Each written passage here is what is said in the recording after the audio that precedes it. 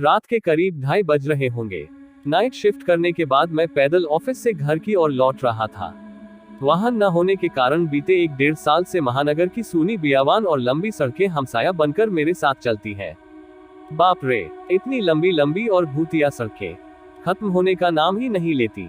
बस चलती रहती हैं, रुकने का नाम ही नहीं लेती। कहीं ऐसा घनघोर अंधेरा कि पैर कहाँ पड़ रहे हैं पता ही न चले, तो कहीं खंभों की लाइट से फूटते सफेद झिलमिलाते प्रकाश में नहाती सड़कों की खूबसूरती देखते ही बनती है। रोजाना का रूटीन होने के कारण अब इन सूनी और अंधेरी सड़कों से डर नहीं लगता। इन्हीं सूने और बियावान रास्तों पर दिन भर इतना हैवी ट्रैफिक और चहल पहल रहती है कि एक कदम पैदल चलना भी दूभर हो जाए। मई की बेरहम गर्मी, माथे से चूता पसीना और ऐसे में अचानक हल्की हल्की ठंडी चलने लगे। माथे के पसीने से टकराती ठंडी हवा कितनी शीतलता प्रदान करती है। ऐसे में कौन बेवकूफ होगा जिसका मन गुनगुनाने को नहीं करेगा। गुनगुनाते हुआ मैं आगे बढ़ ही रहा था कि अचानक आंखें एक जगह पर जाकर ठिठक गईं। सड़क किनारे एक सभ्य सी अधेड़ महिला खड़ी दिखाई दी। करीब 100-125 फीट की दूरी रही होगी। कंधे पर छोटा सा बैग लटका था, वहीं पैरों के पास भी एक ब्रीफकेस जमीन पर रखा दिखाई दिया। सफेद प्रिंट वाली साड़ी से जिस करीने से उसने अपना सिर ढक रखा था, उससे तो वो किसी भले घर की ही गृहिणी ही लग रही थी। लेकिन इतनी रात गए, वो भी शहर के भीतर से गुजरने वाले हाईवे पर, कुछ अजीब सा लगा। हो सकता है मायके या ससुराल वालों ने बस में बिठा दिया हो और किसी कारण बस लेट होने पर महिला को देर रात यहाँ उतरना पड़ा हो। शायद उसका घर यही कहीं आसपास ही होगा, या फिर शायद सवारी ऑटो या रिक्शे का इंतजार कर रही हो। लेकिन इतनी रात गए रिक्शा कहाँ मिलेगा। शायद घर का कोई परिजन गाड़ी लेकर आ रहा होगा। शायद सोचते हुए मैं उसके बहुत करीब आ गया। नजरों से नजरें टकराए, मगर वो जरा भी नहीं झेंपी। मेरी आंखों में बराबर देखती रही।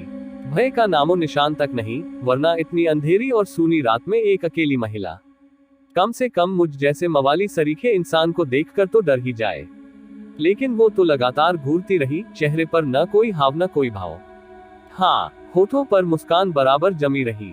मैं ही झेप गया, मुझे ही नजरें हटाना पड़ी, कहीं ऐसी वैसी तो नहीं।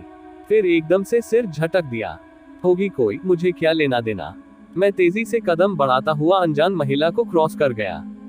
अनजाने डर और शर्म के मारे मैंने फिर पलटकर नहीं देखा। न जाने वो क्या सोच बैठे। चलते चलते मैं दूसरी सड़क पर आ पहुंचा। अब वो सड़क और महिला पूरी तरह से ओझल हो चुकी थी। कहीं कोई भूत भूत तो नहीं थी। थोड़ी देर पहले भला लगने वाला रास्ता अब भयभीत करने लगा था। मैं जल्द जल्द अपने घर पहुंच जाना चाहता था। इसी तारतम्य में चाल में गजब की तेजी आ गई और बड़े बड़े डग भरने लगा। करीब 1.25 किमी ही चला था कि अचानक मुंह से चीख से निकल गई। वो महिला करीब 100 गज दूर उसके सामने सड़क किनारे ठीक उसी ढंग से खड़ी दिखाई दी। कंधे पर बैग और जमीन पर ब्रीफकेस। यह कब यहाँ आ गई? एक ही रास्ता तो है। न कोई गाड़ी निकली और न ही वह पैदल दौड़ती हुई मुझसे आगे निकल गई।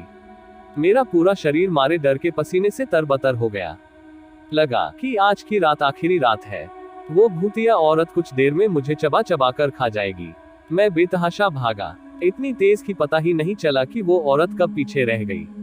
भागता रहा और सीधे घर पर जाकर ही रुका। सांसें धौंकनी सी चल रही थी। घर के बाहर ही कुछ पल खड़ा रहकर अपनी सांसों पर कंट्रोल किया। अगले दिन शाम करीब 5 बजे ऑफिस पहुंच गया। एक बुजुर्ग कर्मचारी को रात का सारा घटनाक्रम सुना डाला। हंसते हुए बोले, नूर चचा, अरे कहीं बूचेखाने के पास की बात नहीं कर रहा? बूचेखाना? मैं बुदबुदाया। हाँ, बूचेखाना, स्लाटर हाउस, जहाँ जानवर कटते हैं। बेटा, वो सड़क बहुत खतरनाक है। बहुत हादसे होते हैं वहाँ। तेज रफ्तार बड़ी गाड़ियों ने बहुत सारे लोगों को कुचला है। सुना है कि कई साल बस का इंतजार कर रही एक औरत को भी एक ट्रक ने रौंद डाला था। तुझे ही नहीं, बहुत सारे लोगों को दिख चुकी है। लेकिन बेटा, भली औरत की रूह लगती है, कभी किसी को नुकसान नहीं पहुंचाती। मैं हैरान था और परेशान भी। अब कैसे निकलूंगा उस रास्ते से रात में पैदल?